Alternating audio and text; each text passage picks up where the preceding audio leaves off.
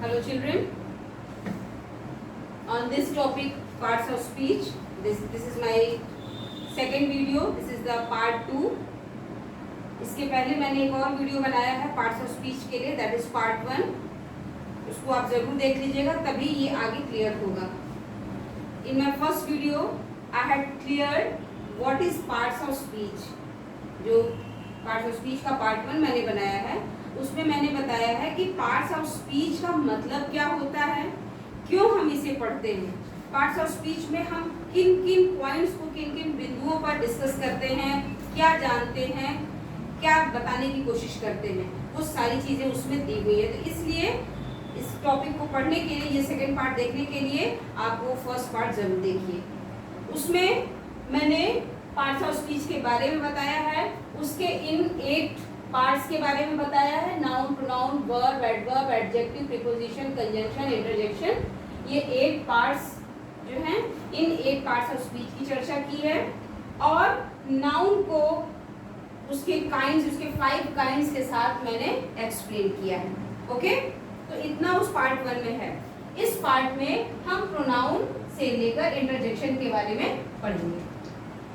Pronoun, हमने आपको उस फर्स्ट वीडियो में ये भी बताया था कि जो आपने डेफिनेशन प्रीवियस क्लासेस से आप याद करते चले आ रहे हैं, those definitions are clear, those definitions are correct. You remember it, you just make it by heart, उसे अच्छे से याद रखिए.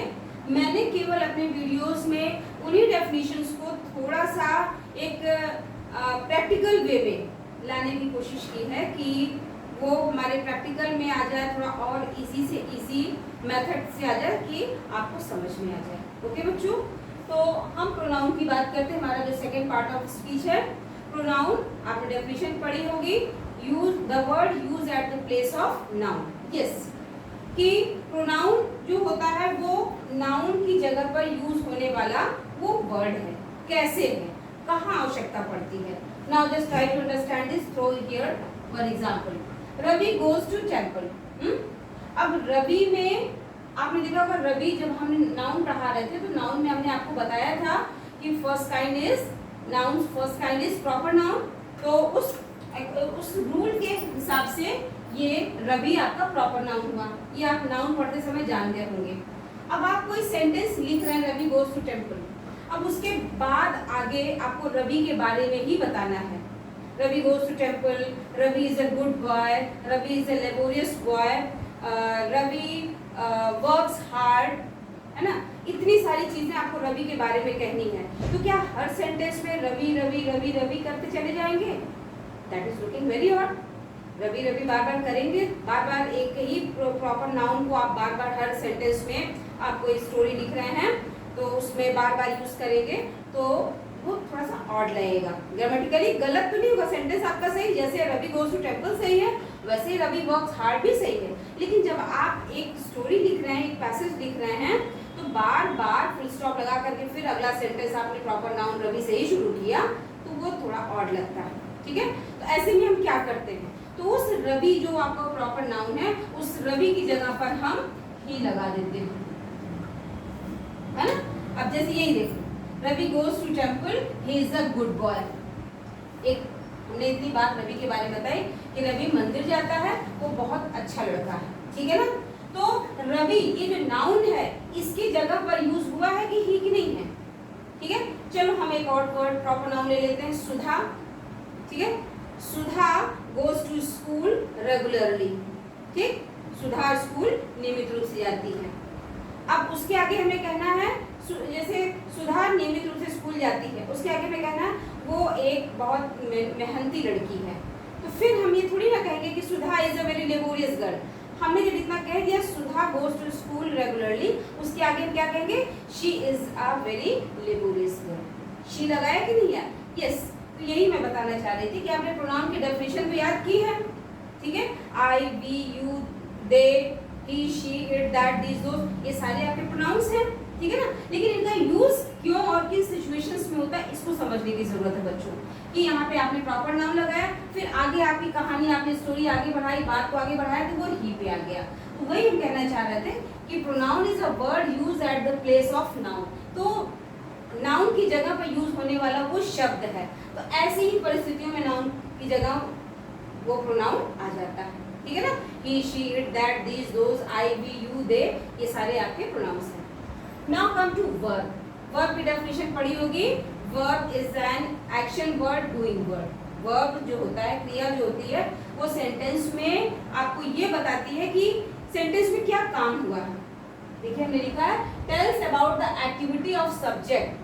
जो सेंटेंस में जो सब्जेक्ट होता है, जो डूअर होता है, डूअर मतलब यही रवि है, ही है, सोनू है, कैट है, आई है, ये जो पहले लिखी है मैं सब्जेक्ट, यही है सब्जेक्ट, यही है डूअर। तो इन लोगों ने क्या एक्टिविटी की है। अब इसी सेंटेंस में रवि गोज टू टेम्पल, इसमें कौन सा काम हुआ है, जाने का काम हुआ है। हाँ? सोनू स्पीक्स पोलाइटली, यहाँ पे कौन सा काम हुआ है, बोलने का काम हुआ है। Cat is sitting under the table, बिल्ली क्या करी, कौन सा काम कर रही है, बैठने का काम कर रही है। I bought some books and copies, यहाँ कौन सा काम हुआ है, यहाँ खरीदने का काम हुआ है, बाइंग का काम हुआ है। तो ये जो काम सारे हुए हैं, इस सेंटेंस में कौन सा काम हुआ है, इन्हीं वर्ड से तो पता चलता है। इस सेंटेंस में गोज, यहाँ स्पीक्स, यहाँ सिटिंग और यहाँ बॉट। इन वर्ड से हमें पता चला है कि इस सेंटेंस में ये काम हुआ है। तो बस यही डेफिनेशन है कि जिस वर्ड से आपको ये पता चले कि सेंटेंस में क्या काम हुआ है, डूअर ने क्या काम किया है या सब्जेक्ट ने क्या काम किया है, वही आपकी क्रिया, वही आपका वर्ब है। इसीलिए वर्ब को एक्शन वर्ड कहा जाता है, डूइंग वर्ड कहा जाता है। Is it clear? Now come to adverb. अब एडवर्ब क्या करता है, वर्ब एडवर्ब में थोड़ी सी कंफ्यूजन हो जाती है, वर्ब एडवर्ब और एडजेक्टिव में, इसलिए इसको बहुत ध्यान से समझिएगा। वर्ब से हमें पता चलता है एक्टिविटी, क्या काम हुआ है, और एडवर्ब से हमें पता चलता है कि वो एक्टिविटी कहाँ हुई है, कैसे हुई है और कब हुई है। कहाँ, कब, कैसे। जो एडवर्ब होता है, एडवर्ब हमें बताता है कि activity where it is happened, okay, when it is happened and how it is happened. Where, when और हाउ, ये ध्यान रहे। वर्ब हमें बताता है कि एक्टिविटी, कौन सी एक्टिविटी हुई है, और एडवर्ब हमें बताता है कि एक्टिविटी कहाँ हुई है, कब हुई है और कैसे हुई है। और भी हैं, फ्रीक्वेंसी कितनी बार हुई है और भी ज़्यादा हैं, तो वो अभी आपको मैं इस वीडियो में नहीं बता रही हूँ, वो हम अपने दूसरे किसी वीडियो में हम आपको उसका जिक्र करेंगे। अभी यहाँ आपके स्टैंडर्ड के according these 3 points are sufficient, where, when and how, ठीक है ना। तो अब देखो हम ये देखते हैं, इस सेकंड सेंटेंस से, इस एग्जांपल से समझने की कोशिश करते हैं। सोमू स्पीक्स पोलाइटली, सोमू बोलता है विनम्रता के साथ। अब सोमू, इसमें वर्ब क्या है, स्पीक, सेंटेंस में क्या काम हुआ, बोलने का। अब यहाँ पे इस पोलाइटली से क्या पता चल रहा है कि कैसे बोलता है, कैसे बोलता है। तो कैसे का जवाब ये पोलाइटली से मिल रहा है कि नहीं। बोलने का तरीका क्या है, how is speaking, how, politely. चलो एक वेयर का एग्जांपल दे देते हैं। See, she is sitting out, she is sitting outside, ठीक है। वो बैठी हुई बाहर, वो बैठी हुई है कहाँ, बाहर, ठीक है। या she was going anywhere, she was going, वो कहीं भी जा रही है। तो एनीवेयर क्या है, प्लेस बता, कहाँ जा रही है, कहीं भी। मतलब कहने का क्या है कि सेंटेंस में जिस वर्ड से ये पता चले कि जो क्रिया है, जो वर्ब है, जो एक्टिविटी है सेंटेंस की, वो कहाँ हुई है, बैठने का बाहर हुआ ना, कहाँ हुई है, कैसे हुई है, बोलने का काम पोलाइटली हुआ है, और कब हुई है। कब में हम एक एग्जांपल आपको देते हैं। She will come tomorrow, okay. अब ये सेंटेंस है, इस सेंटेंस में कौन सी एक्टिविटी हुई है, एक्टिविटी क्या है, कम है, आने की बात की गई है। शी विल कम टुमारो, आने की बात की गई, ये आपका वर्ब हुआ। अब ये कब, टुमारो। टुमारो से हमें पता चलता है कि वो कल आएगी। मतलब इससे ये आने का काम कब होगा? कल। मेरे कहने का मतलब ये था कि सेंटेंस में जो एक्टिविटी होती है वो एक्टिविटी कहाँ, कब, कैसे होती है वो हमें कौन बताता है? एडवर्ब। ठीक है ना? वर्ब और एडवर्ब को क्लियर करिए। वर्ब हमें बताता है कि वो एक्टिविटी क्या है, कौन सी एक्टिविटी हुई है, और एडवर्ब हमें बताता है कि वो एक्टिविटी कब, कहाँ, कैसे हुई है। ठीक। Now come to adjective. Adjective इसे हिंदी में विशेषण भी कहते हैं। एडजेक्टिव आपको बताता है कि नाउन और प्रोनाउन के बारे में। एडवर्ब वर्ब के बारे में बताता है। एडवर्ब वर्ब के बारे में बताता है और एडजेक्टिव नाउन और प्रोनाउन के बारे में बताता है। कैसे? Now see here this example. He is a good boy. इस सेंटेंस में अब ही प्रोनाउन है, बॉय नाउन है। ठीक।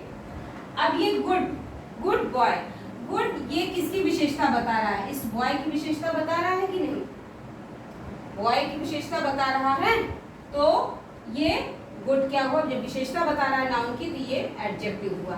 अगर केवल ही इज अ गुड भी लिखा, ही इज गुड लिखा होता तो गुड किसकी विशेषता बताता? ही की बताता। हाँ? और अगर ये लिखा ही इज अ गुड बॉय तो वो बॉय, बात एक ही है, बात को कहने का तरीका, यहाँ पे गुड के साथ बॉय लगा दिया गया है, तब भी वो गुड वहां पे एडजेक्टिव है, और यहाँ पर भी ये ही की विशेषता बता रहा है। कहने अब वो किस तरह से ही इज गुड और ही इज अ गुड बॉय को हम जब एडजेक्टिव को अलग से डिफाइन करेंगे ब्रॉड लेवल पे, वो आपका 7th स्टैंडर्ड में आएगा, तब हम उसमें आपको उसकी चर्चा करेंगे। अभी हम केवल एडजेक्टिव के बारे में बता रहे हैं, एडजेक्टिव के काइंड्स की चर्चा नहीं कर रहे हैं, वो एडजेक्टिव के काइंड्स में उसको हम बताएंगे। ठीक है?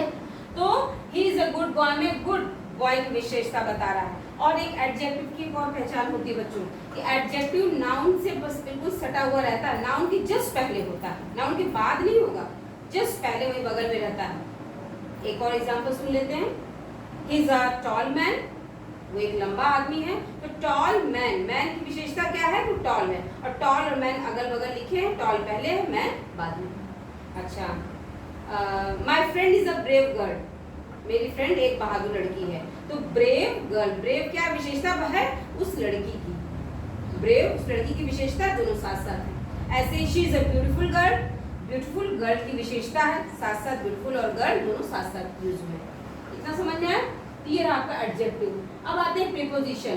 प्रीपोजिशन जो होता है वो नाउन या प्रोनाउन के जगह के बारे में बताता है कि नाउन या प्रोनाउन कहाँ है।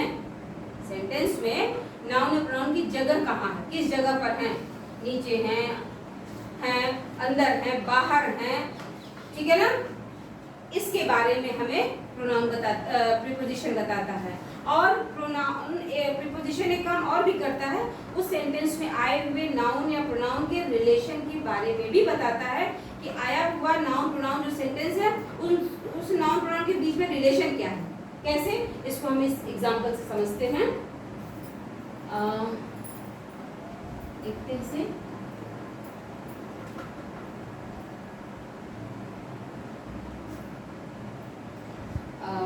The cat is sitting under the table. अब देखो, कैट क्या है? नाउन है। टेबल क्या है? नाउन है। अब कैट और टेबल के बीच में क्या रिलेशन है? The cat is sitting under the table में कैट और टेबल दोनों ही नाउन है। कैट और टेबल के बीच में क्या रिलेशन है कि बिल्ली टेबल के नीचे बैठी हुई है। एक और एग्जांपल है, लिखते हैं।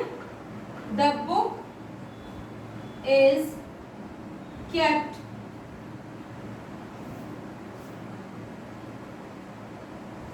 on the table।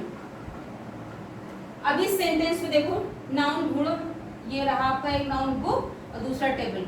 बुक और टेबल के बीच में क्या रिलेशन है?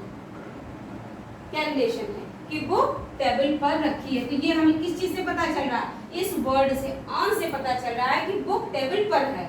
अगर अभी यही अंडर लिखा होता, the book is under the table, तो स्थिति बदल जाती। एक अंडर लगा दिया तो बुक टेबल के नीचे आ गई, एक ऑन लगा दिया तो बुक टेबल के ऊपर आ गई। मतलब प्रीपोजिशन का ये रोल है कि प्रीपोजिशन उस जगह को बदलने की ताकत रखता है सेंटेंस में नाउन और प्रोनाउन की। ऑन लगा है तो बुक टेबल के ऊपर रखी है, अंडर लगा होता तो बुक टेबल के नीचे आ जाती। ठीक है? कहने का मतलब है कि प्रीपोजिशन सेंटेंस में आए हुए नाउन और प्रोनाउन के रिलेशन के बारे में बताता है, उनकी जगह के बारे में बताता है। This is your preposition. Now come to conjunction. Conjunction sentence में दो ऑब्जेक्ट्स को या दो क्लॉजेस को जोड़ता है। तो बच्चों जो क्लॉज एक वर्ड है, क्लॉज, अभी क्लॉज आपके कोर्स में नहीं है, ये 10th ऑनवर्ड्स है, ठीक है, तो इसलिए हम क्लॉज की चर्चा नहीं कर रहे हैं। बस क्लॉज को इतना ही जानो, clause is a type of sentence. Clause जो होता है एक तरह से सेंटेंस होता है। अब वो किस तरह का सेंटेंस है, complete, incomplete, that is other thing. अभी सिर्फ ये जानो कि क्लॉज भी अपने आप में एक छोटा मोटा सेंटेंस है, और ज्यादा जानने की जरूरत अभी नहीं है, इस क्लास में नहीं। हम बात कर रहे हैं ऑब्जेक्ट्स की, कि कंजंक्शन जो होता है वो दो ऑब्जेक्ट को या दो क्लॉजेस को जोड़ता है। तो क्लॉज वाला भी छोड़ देना, हम ऑब्जेक्ट को जोड़ना सीखते हैं। कैसे? I bought some books and copies. अब देखो यहाँ पर ये जो एंड आपका है, ये बुक्स और कॉपीज को जोड़ रहा है कि नहीं जोड़ रहा है? जोड़ रहा है। यानी कि जो हमारी डेफिनेशन है कि कंजंक्शन ज्वाइंस टू ऑब्जेक्ट्स और क्लॉजेस, ये फुलफिल हो रहा है कि नहीं, अप्लाई हो रहा है कि नहीं, कि सेंटेंस में आए हुए नाउन प्रोनाउन को जोड़ता है ना। You and me, you and me, you and me, है ना। He and she, he and she. तो अब ये रवि एंड मोहन, अब ये जो दो ऑब्जेक्ट्स हुए, या I went to market, I went to market where I bought some bangles and some sweets. And लगाया कि चूड़ियाँ और कुछ मिठाइयाँ मैंने ली, some toys and sweets, खिलौने और मिठाइयाँ हमने ली। तो जो दो ऑब्जेक्ट्स को, अब खिलौने और मिठाइयाँ तो डिफरेंट ऑब्जेक्ट हैं,